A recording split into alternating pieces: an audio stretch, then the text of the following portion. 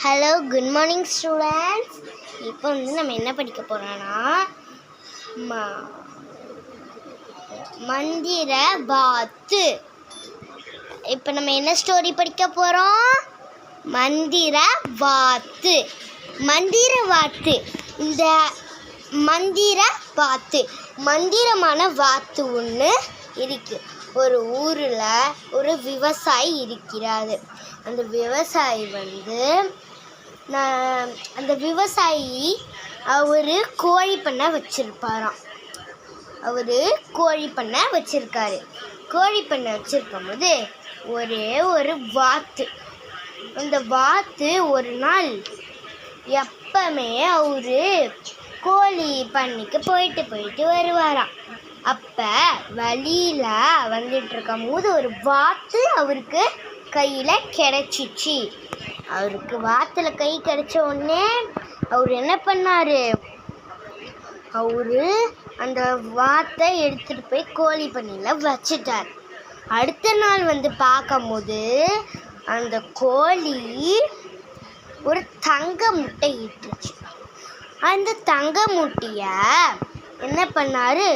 ஓஹோ, இந்த தங்க முட்டையா, சரி, அந்த ஒரு அப்புறமா எடுத்துட்டு போய் வித்துட்டாரு.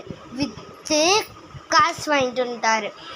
இன்னொரு நாள் வரும்போது அவரு என்ன பண்ணுறாருன்னு தெரியுமா? இன்னொரு நாள் ஒரு நாளாக அந்த தங்க முட்டையை எடுத்துட்டு போனாராம்.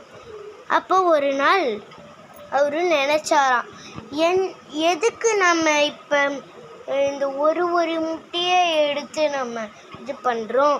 அப்போ அந்த வாத்து வயிற்றுல முட்டை நிறைய இருக்கும்ல, அதை வச்சு நம்ம பணக்காரா ஆயிடலாம் அப்படின்னு நினச்சாராம்.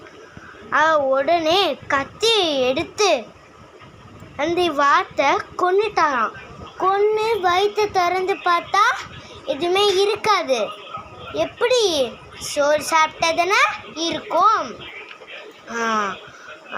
அதுக்கப்புறம் ஐயோ, நம்ம தப்பு பண்ணிட்டோமே, இந்த வாத்து உயிரோடு இருந்தாவே நம்மளுக்கு தங்க முட்டை இன்னும் கிடைச்சிருக்கும்.